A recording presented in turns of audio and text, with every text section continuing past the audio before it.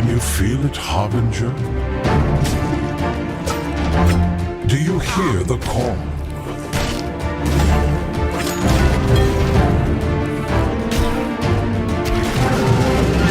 Your blood, it's divine.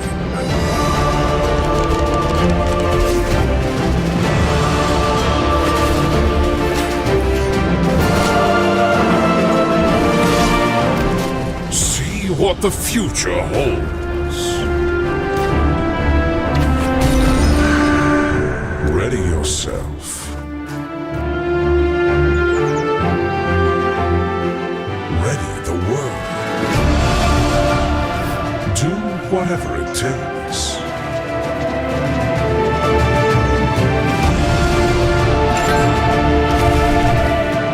Heed thine call.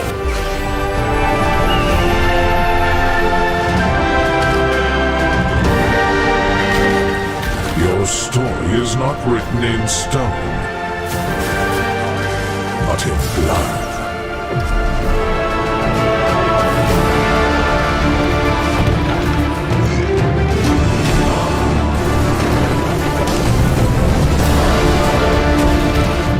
Infantry! Forward!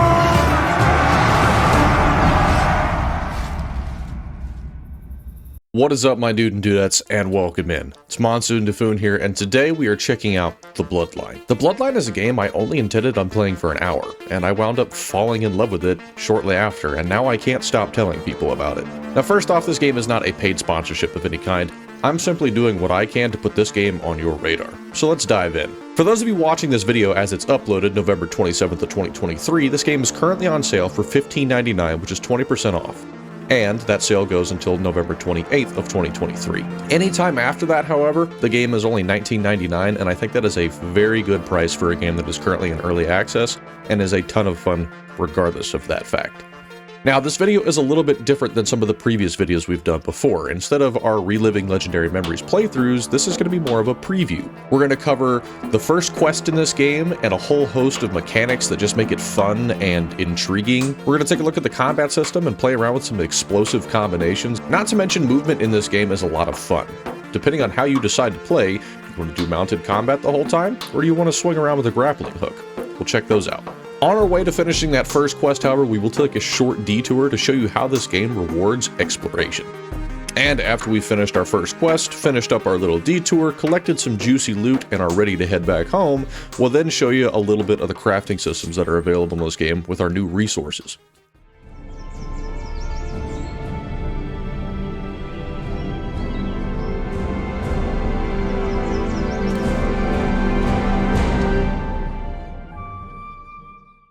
And welcome into the world, ladies and gentlemen. For starters, character creation is pretty intensive if you decide to go all in with it. You can adjust the colors based on the RGB scale. You can also go down here and adjust pretty much any portion of your body that you would like, making your character from a tall, lengthy elf to a short, stocky dwarf. Me personally, to keep things simple, I'm going to stick with this, but you do have all of these options as well as adjusting the pitch of your character's voice. I'm going to pick my go-to hairstyle. I'm going to pick my go-to beard. We're going to change my war paint to something kind of like, yeah, we're going to do that. Eyebrows, I'm going to go with the good old unibrow. And we're going to pick the wizardy voice. Slaughter them! We are now in. Now, one of my favorite things about this game is the variations in playstyle that you have, because one thing that this developer really wants you to understand is you play this game the way you want to. So, Shieldbearer Studios, you guys are already off on the right path. Welcome to the Bloodline. The Bloodline is an open-ended experience where you create the character that you want to play as. There are hundreds upon hundreds of spells and skills to unlock, allowing you to craft the exact class you have in mind. Nearly every action you do is rewarded to cater to everyone's playstyle. Want to just craft weapons and build your village? Go for it. Want to avoid crafting altogether and focus on melee combat? No worries. Play the way you want to play. There is no singular way that this game is meant to be played. Right now, I am running this game currently on the lowest settings simply because I don't have the greatest computer in the world, but regardless, I appreciate and have sentimental value with this computer. To start off, we are going to talk to Mr. Frederick here, where we're going to get some armor, because currently, as you'll note, we are wearing nothing but a loincloth and some fancy gloves. So we're going to get our clothes and get our first little mission to go talk to Joffrey downstairs, where we'll start our first quest. Understood. Give me my pants. And if you want to, you can also talk to Frederick here in order to get an understanding of some of the other menus that are available in the game. For example, we'll talk about all of these in a little bit. You've got your skill tree categories. You've got your skill book. You've also got your inventory. We also have our radial menu. This one is one of the most important ones, and we will be using this very shortly. Now that we've got our clothes, let's go ahead and put our new stuff on. And to get a little bit of money in my pockets, and since I am a loot goblin at heart, let's go ahead and clear out some of this stuff, because I'm going to use it to hopefully sell for enough gold to get a bow, so I can also show you ranged combat. Senior Joffrey here is going to be the person who initiates our first quest. We're going to go test ourselves in combat against some goblins. Now, if you really care about the story, please pick this game up and try it for yourself, and let me know what you thought about it. And if you would like to see more content on this later, I've liked this game so much that I stream it live on TikTok, and I'm going to be posting some more YouTube content on it. Good old Joffrey. Feel free to tell me your little story about the Unforgiven, who are the elves that are now turned into goblins because they're terrible people. And thank you. I'm gonna go kill some goblins to test my mettle. I want to try... Let's go straight two-handed this time. Oh. Thank you. And I get to show off the first of the awesome little movement mechanics by taking this gentleman's quest right here, who's also rocking the glorious unibrow. So I have offered my services to acquire his hat, which as you can see is up there. But how does one get up there? Oh, well, that's very simple. See, you use F, and F allows you to attach to things and swing away like Spider-Man. But now that we're doing this, I need to actually swing my body a little bit, so we're going to do a little swingy. And as I... hang on. I gotta get the momentum back. Huzzah! Come on, do it! Yes! Good. And I have grabbed the thingy thing. I'm not the best at the swingy. I'm the best at, like, when I'm running, I can use it to swing myself. But you don't want to take fall damage? No problem. Just get down and hold Q, and boink, you are done. Not you. I need to return the hat to this gentleman. Hello, sir. I have your hat. And then this is where he tells me that his children made it for him, and they would be most honored if I decided to wear it, and I decide to keep hat. Because now we get a badass hat and a sword. Let me put my sword on. Now, off to kill some goblins. And as we approach the main gate, I want to take notice of this menu that will pop up and tell us about the difference between the perspective we're currently in, which we do have the option of going into third person if you so choose. Just note that this game is in early access, so not everything works great, and I have noticed that if you're in third person, it is a little hard to loot things, but that will definitely be fixed in later iterations of this game. This is where we get introduced to the Overworld system, which is essentially a top-down system that allows us to move through the world. Let me show you what that looks like real quick. So we're going to enter the Overworld. You're in your little map-ish-esque area, and we are currently outside of the Harbinger stronghold of Ironhaven. And we can see, by roaming around, we've got the Tomb of the Betrayed and Parford Lake. We could choose to click those locations and go to them, and another cool thing is we could also choose to run over to some of these wooded areas, and we'll notice that we'll sometimes be prompted with the ability of harvesting a material.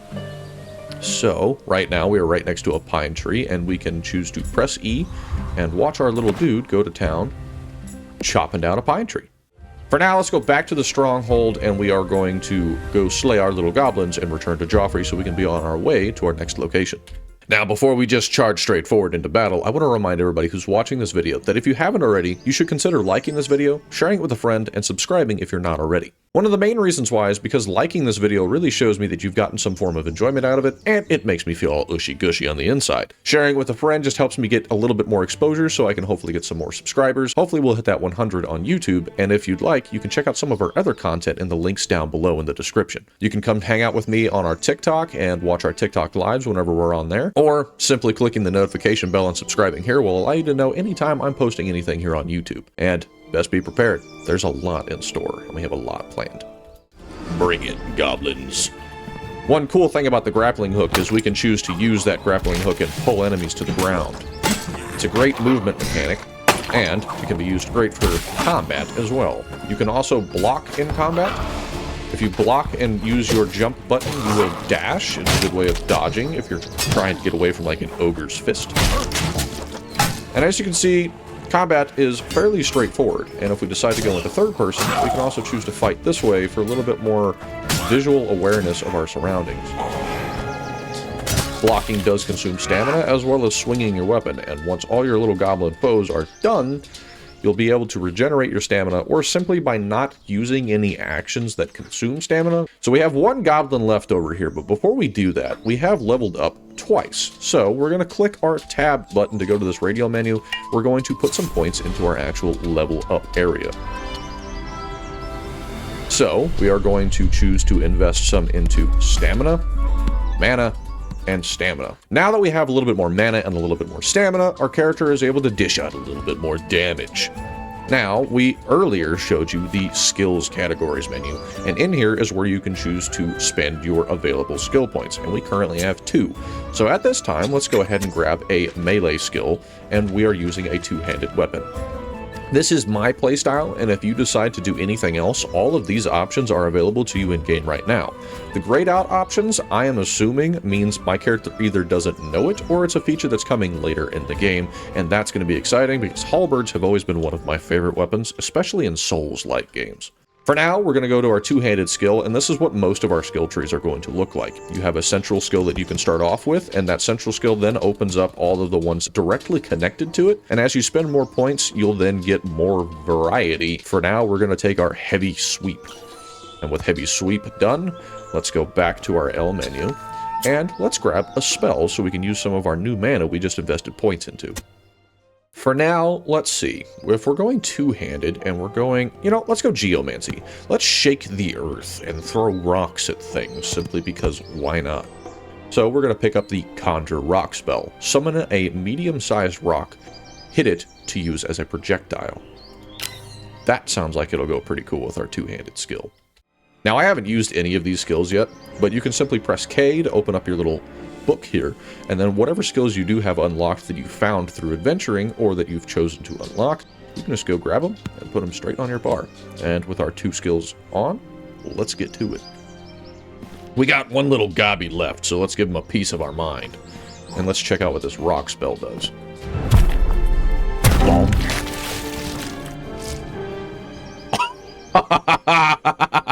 Oh, I love this game. I haven't used that before. You quite literally summon a rock right in front of you, like Toph from Avatar, and you just smack it with your sword and it flings it at him. That laid that gobby out. That was nuts. Now, returning to Joffrey, this is where we're going to embark from this location over to the Elderglen Wood. But before we do that, we're going to stop at Elderglen just so I can pick up a bow. What up, Joffrey? Yes, I have slain the goblins. What do you want me to do now? Oh, you want me to go to the steps of Ezros. The pilgrimage site. Cool. Where are the steps? And we figure out that they are the Elderglen Woods, which we will do so. Before you go, let's see. Ferguson. Our donkey's name was Ferguson. Again, I highly encourage, if you're going to play this game, definitely read through the text because the story is actually fairly intricate and I like where it's going. And if you talk to some of the other NPCs around here, you'll also get a little bit more information as to your backgrounds, as well as your fathers. For now, we have a new trusty steed. Good old Ferguson. What up, buddy? So, I do notice that sometimes getting on a mount is a little difficult. Don't worry, what I found works most of the time is just face away from the mount and then come back to it. But for now, Ferguson and us are off. Da da da da! Also note that you can totally fight from your mount if you so choose to. Returning to our Overworld menu, we are then going to relocate just down here to the northwestern area of the map. We see Elderglen Wood, where we have our little quest exclamation point. But what I'm going to do first is stop off at Elderglen and acquire a bow. Once you've selected a location, you can then choose to hit spacebar and speed up the process of time, and you'll get there a little bit faster. One reason this can be a little handy is the game has an in-game calendar. For example, the Goblin Horde at Glenheim Hills. So we could decide to go there instead and get some extra XP from a little Goblin Horde that is held up in that zone. Whereas in the next day, damaged airship at the Molten Crag. What that means, I don't know yet, but stick around or pick the game up for yourself and we'll find out together. Sometimes while you're in the midst of travel, your character will get stuck on something, and all you have to do is click again, and he gets moving. Ta-da! Now, it doesn't look the greatest, and I'm going to do one thing. We are going to go increase our graphics just a little bit. I'm going to see how far I can push my computer before it's just kind of like, meh. So, bada bing, already 10 times better. And this is one of the cool things about the game. Even though it's not the most graphically intensive, I still think it has a very unique art style, and I absolutely love it. So, congratulations, we have made it to Elderglen, and here you can increase your reputation by doing quests for the citizens of this town. Your reputation will be reflected whenever you're entering the town. You'll see your little reputation meter, and it starts off at 100. For now, we are going to go talk to a merchant and see if we can get our hands on a ranged weapon. Let's go talk to Senior in the Fletcher's Fowl. For now, we're going to see what he has in stock, and I'm going to sell everything I possibly can to this gentleman, simply so we can get at least 250 gold. Okay, we got a little bit more than 250, so if that's the case, give me the wheat back, because we will need that later in the video. Go ahead and take these. Give me a U-bow, and let's get as many arrows as we can, so I don't have to incur a bounty. We can actually get more than I could have taken off his counter anyways. Trade. Now with our trusty bow and arrows, we now have the ability of doing some ranged combat. Let's get over to the Elderglen Wood and use it. Now that we have made it over near the Elderglen area, notice how you have the ability of camping at this location. Setting up a campsite kind of sets up your initial staging area in this zone, so if you happen to die in combat, you'll actually go back to your camp and start from there. It's kind of your way of setting out on an expedition, and you have access to some cool little areas right outside of your camp. Entering a camping location. Here, you can freely explore, gather, and fight whatever you like. Every time you enter a location like this, some aspects of it are randomly generated. Events, enemies, spawns, harvestables, and loot. Throughout early access, new events, enemies, loot, and locations will be added and expanded upon. That is exactly true. Every time I have been here, I have had a slightly different encounter. One of the first things we can do is note the gathering of resources and how important it can be. Over here, we have got ourselves a friendly little mushroom, and we are going to pick it up. And as you can see, it requires level 1 foraging.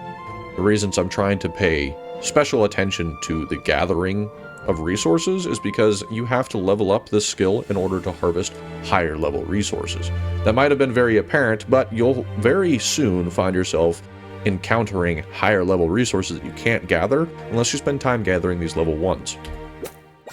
As you can see, marked on our screen by this lovely star in our 396 meters is the Steps of Ezros, where Joffrey is sending us over.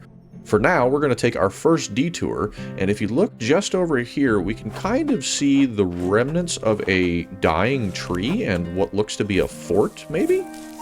We're going to venture over here, and we're going to show you how this game rewards exploration.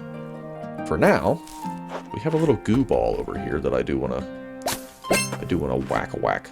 So let's go ahead and do our spell. I don't know how long it sits there. Donk.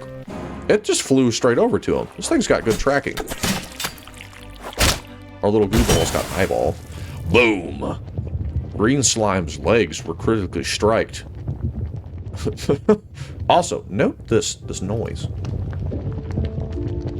Note the music. I love the sound design for this game. because it uses some like subtle like, hey, this is stereotypical video game noises, and then it uses some just straight up like, yeah, hey, this is new, this was never here before. Are these people? They are, which means we're gonna have a hell of a time. I haven't had bandits here before. Goodbye. Who else wants some?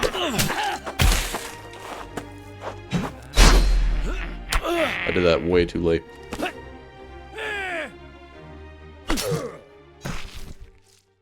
And with our bandits felled. Watch what happens when things die. I think it's funny. You guys might have noticed it from the first little goblin encounter we did, but they just kind of poof. And I like it. Because they leave behind their little blood splatter, and then they just kind of like, ah, I'm gone.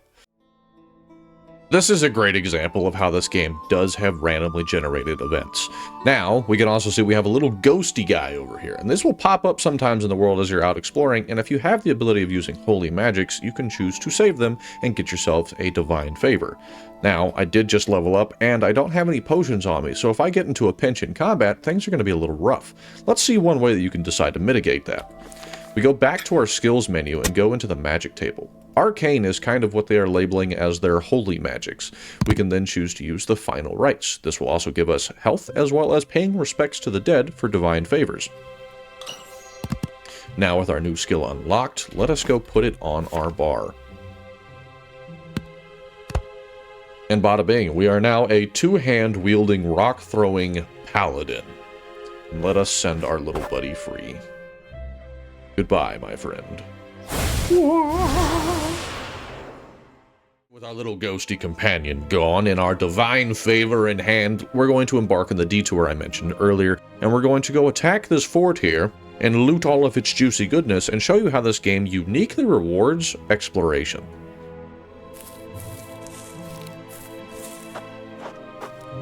Let's go ahead and see if we can find some of these gobbies and take them out with some good old bow and arrow combat, which I haven't done too much of the ranged combat yet, but let's see how it goes. I think he's right there. Yeah. Accuracy, 2 experience. 2. Who else wants some? There's another one. 2. Oh, that was a headshot. That one's gone. Oh, hello. Ooh, you can rapid shot.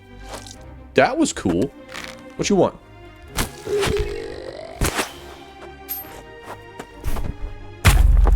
Trust me, you don't want to do this. Goodbye. And gone. That headshot with the bow was actually really nice. Not even gonna lie. Ah, I heard a pa-ting and a noise. Not a good idea, homie. Goodbye.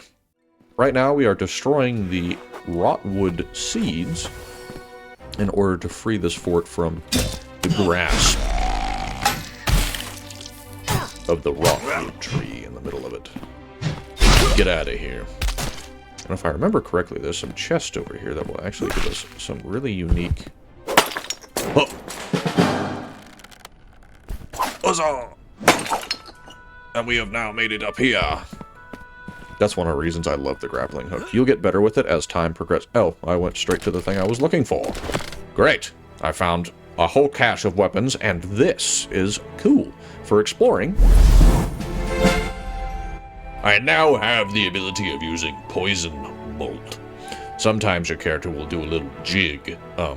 Just fling yourself with the grappling hook again, and it kind of resets. Anyways, we now have some new weapons. I don't think any of them are two-hand, no. But we do have the ability of selling some things now, and some potential one-handed sword combos. But let us return to our spellbook to get our new free spell that you don't have to use a skill point on. You just now know how to do it. A large band of goblins is attacking the... Oh no. They are. Oh my goodness, look at all of them. We must get rid of them. Oh, they're flinging themselves. Come on. Bring it on.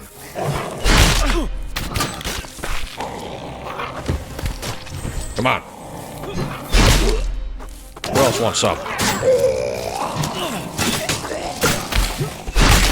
Get gone, little goblin children. Ta-da! Get good, scrub. Pew, pew, pew, pew, pew. And gone. Assault on the Rotwood Tree achievement earned. I've saved the fort! Now, let's send off our little ghostly companion here. Goodbye, my friend. I'm surprised I also didn't take that much damage. We mitigated that fight very well. I actually like the two-handed sword. Its block does well. Oh, hey, another one. Sorry, buddy. Goodbye. We're freeing all the spirits of the... Woo!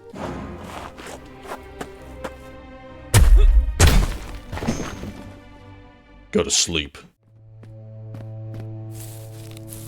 Ooh, one thing we can also find that is very cool is you'll find these little dicky spots, which is just free loot for doing this. Wow! It's so cool. Yes, I love it.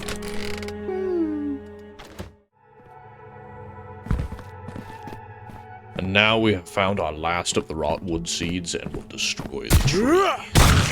With the tree destroyed, we've earned 200 XP, and the next time we return to the zone, this tree will no longer be all spoopy and evil. Now, with our fort conquered, the Rotwood tree defeated, our loot in pocket, let's move to the Ezros Steppes. And while we're on our way to our Ezros Steppes, we can now talk about gathering resources. Now, as we see here, we have this pine tree, and we talked about how you can loot some of these pine trees while you're out in the overworld as you're traveling to different locations. But if you choose to participate in resource gathering when you're in a zone, you can then press E when you find them and participate in a little mini-game. The better you do with that little mini-game, the more experience you're going to get for that specific gathering skill line, whether that be mining, woodcutting, or gathering.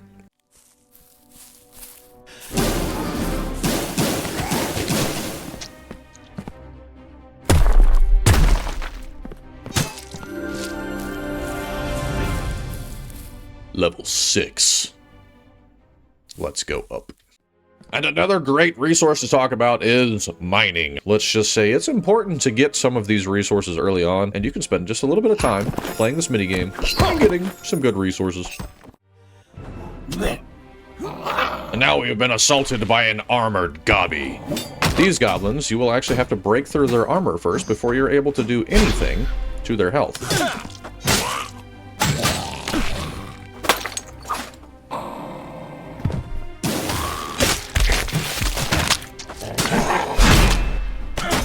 One good way I've found to get through their armor is simply to use skills that do high amounts of damage.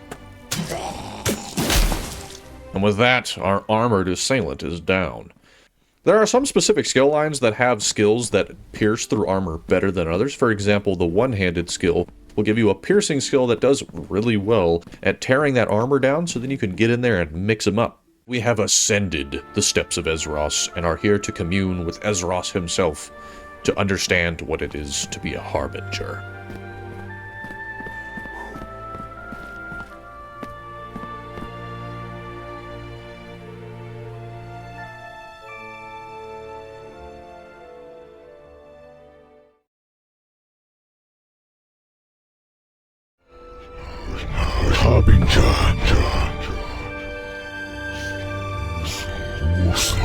The death knell tolls.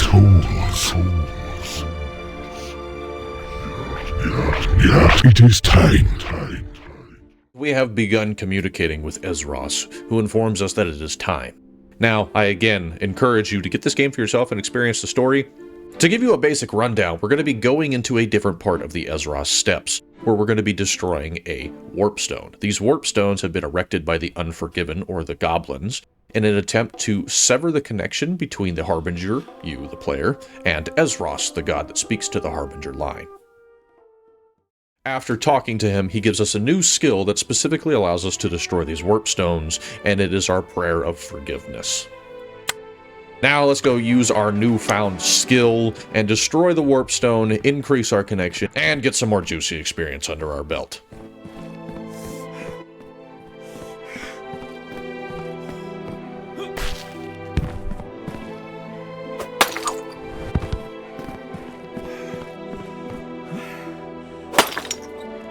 I love the traversal system in this game.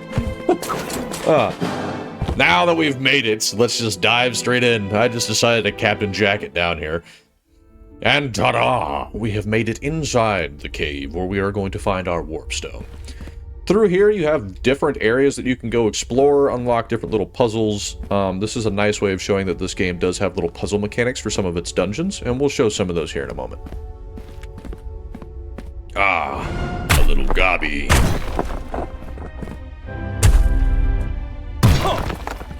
Oh, that's one of the big gobbies. This guy's got a big weapon, and he hurts, so let's just take care of him. Wait, he came from behind us. Excuse me.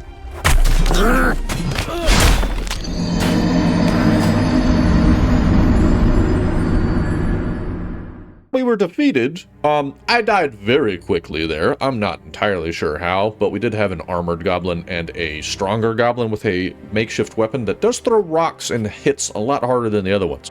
So this is a great time to show you that if you do die, you just go back to the camp area that you originally started in.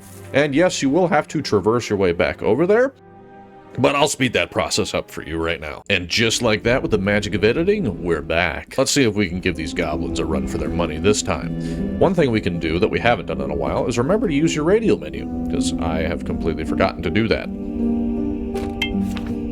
Let's go level up our character. We've got 2 new points and some stuff to put into health so we can get boosted there. Let's put another point in, increase our mana and stamina. Bada bing, bada boom. We'll go over here and use our 2 new skill points to get 2 new skills. I'm going to try to get my first bow skill since we do have a bow, and we're going to do triple shot. The first skill available to the bow that allows us to fire a quick 3-round burst, because why not? And as I mentioned before, let's go ahead and grab another 2-handed weapon skill so that way we're not just swinging once. I'm going to go with this ground pound one because that just sounds cool. And let's get our new skills onto our bar. Let's reorganize this and put these here. And let's go to our second bar, which we're going to dedicate to our range stuff. And I also like to have our heal spell on the second bar so I don't accidentally use it when I'm in melee combat. That is one thing we do have access to. Simply by using control, we can shift between the back bar and the front bar. And simply by scrolling up or down, we can go between our melee and our range weapon. Now let's see if these new skills give us the edge we need to get rid of these goblins. Loot! I found loot. Let's try triple shot.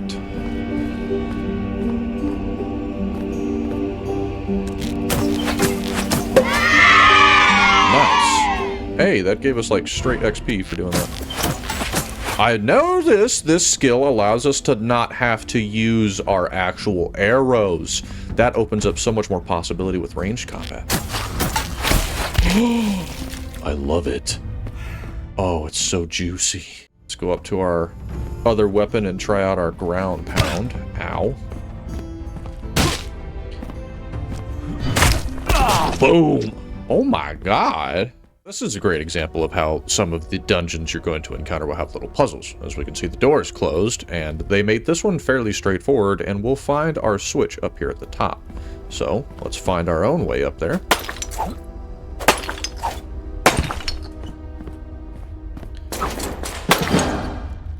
Huzzah! And we have made it. Put our good old weapon away. Come over here and grab this. Cha-chank.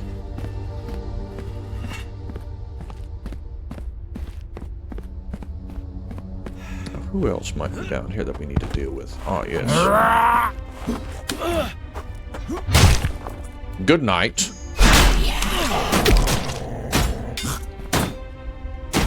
Do a quick little heal, mainly because I hit the wrong button. Good night. Good night. Now that we're not being assailed anymore, let's go back over to our door and get our juicy loot from the inside. Huzzah! We could have also just jumped up here if you really wanted to, but I just wanted to show you that. Oh, hey, that's... down to our ranged weapon. Over to our other thing. These guys hurt.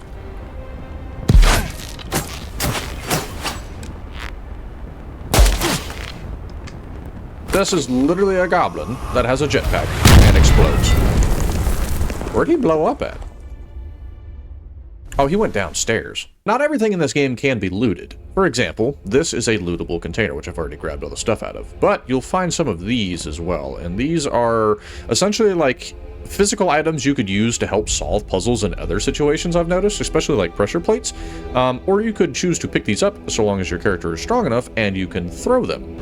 And they can be a nice little combat advantage.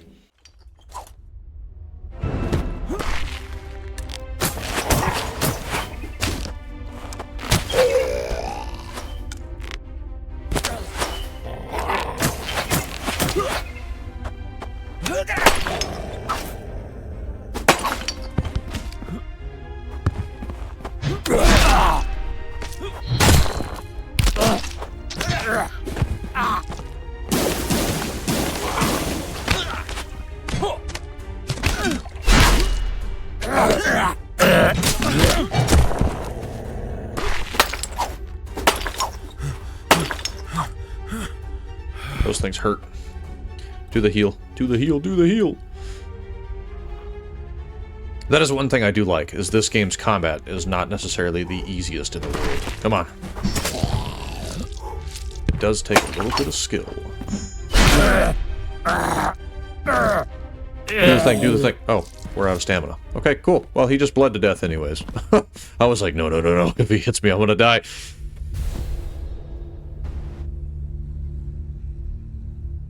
With our health back up, our combat encounter done, let us continue forward. Get some more juicy loot to sell, gather our gold, and next is to destroy the warpstone and return to good old Joffrey. And now with our warpstone destroyed and good old Ezros pleased with us, it's time to continue our quest, return to Joffrey, where we'll be finishing up our video showing you some of the village crafting system, as well as the regular crafting system available in the game if you so choose to partake. And we've seen how fun and versatile combat can be simply based on your choices of spells, melee, and ranged combat. We've seen how fun the movement system can be, either choosing to ride your trusty steed Ferguson into combat, or choosing to use your grappling hook to get around. And if you're enjoying this, you can come over and watch us live on TikTok. At some point we'll be back on Twitch. We just need to wait for a couple more PC upgrades. We have returned to good old Ironhaven. So let us talk to this NPC that's actually right here, because when you first load in, when returning to Ironhaven, it'll always put you here. And this is the individual who helps us understand the village building mechanic. Hello, Harbinger, I hope you are well. What can I do to help out around here? I hate to bother you with the mundane chores, however, if you're interested, the Stronghold could do with some decorations. Once you talk to this NPC, you will have the opportunity of decorating your area as well as building structures. The first thing they're going to have you do is just understand how to add decorations to your area, which you can decorate as you'd like. The first thing we're going to do is build some fence posts.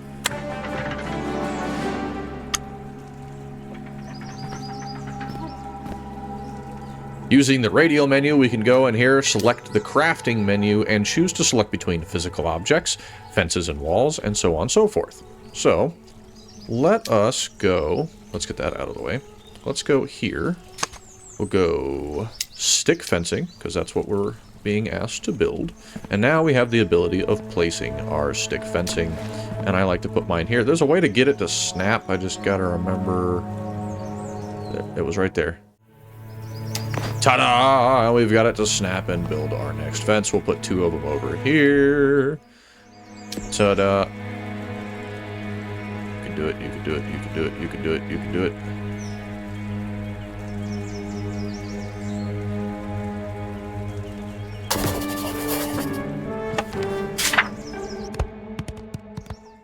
I've built those fences for you. And this is where they will then explain building our village, where we ask them to explain a little bit more, and we'll agree to go build the bakery. We're going to keep the name the same, simply because I do like Ironhaven. And we're going to march our way over here. Once you've gone up to your plot and selected it, you can choose what building you want to put there. You click the menu up here at the top, you can scroll through all of these options and select bakery, where we will then click begin construction. After we have begun the construction, you can then add all the resources you have personally gathered to the tally board. I currently have 40 of those, I currently have 7 of those, and we should almost have enough stone. Perfect. Now we have enough stone, let's go talk to our little buddy over here and see if they'll help us out with the rest of the resources needed to finish our building.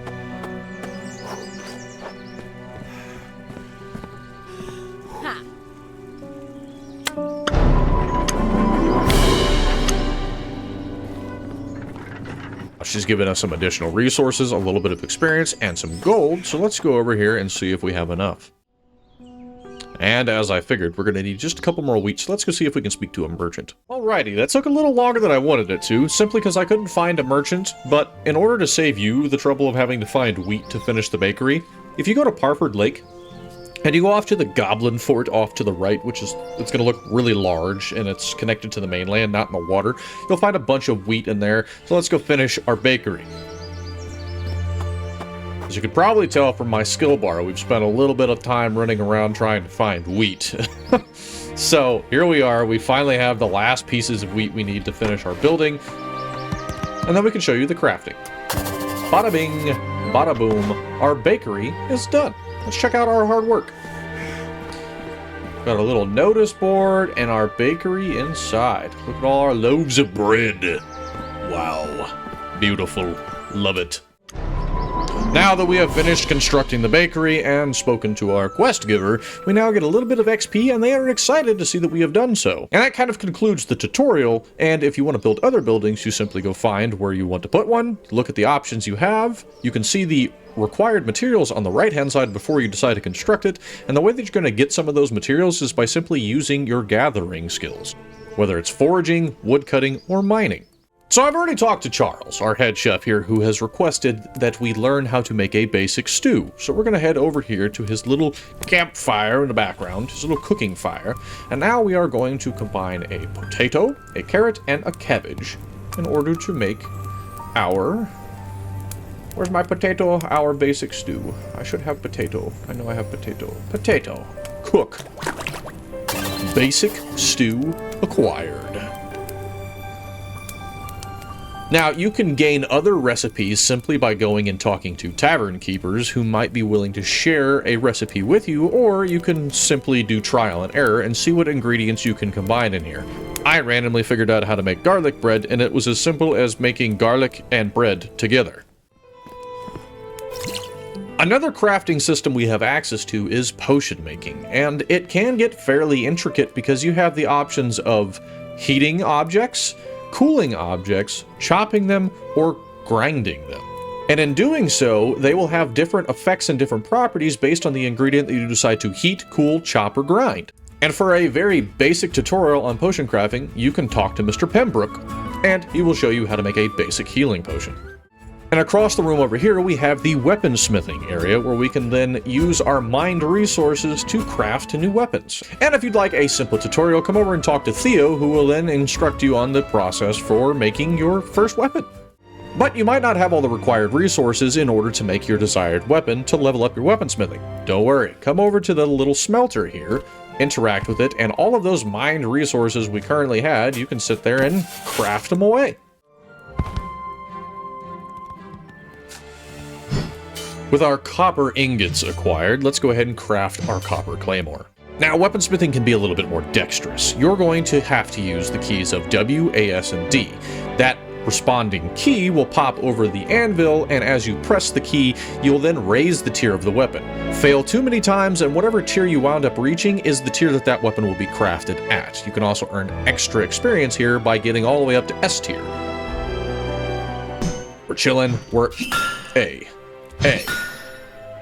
S, A, W, A, S, A, D. Missed one. A. That's hard. And with that, you've crafted your first weapon. With that, my dudes and dudettes, our video comes to a close. Remember, if you liked this style of content, consider liking, sharing with a friend, and subscribing, and clicking that notification bell so you don't ever miss when I post something else. We've got a bunch of plans, including more content for this game, as well as some Elder Scrolls Online content coming soon, and I'm super excited to share that journey with you guys. Remember to check this game out for yourself. It's on Steam for $15.99 until November 28th, and you can also grab it for $19.99 after that, which I think is a great price point for a game that has offered me hours of fun. Now, Hope you all have a wonderful holiday season, and I look forward to seeing you later.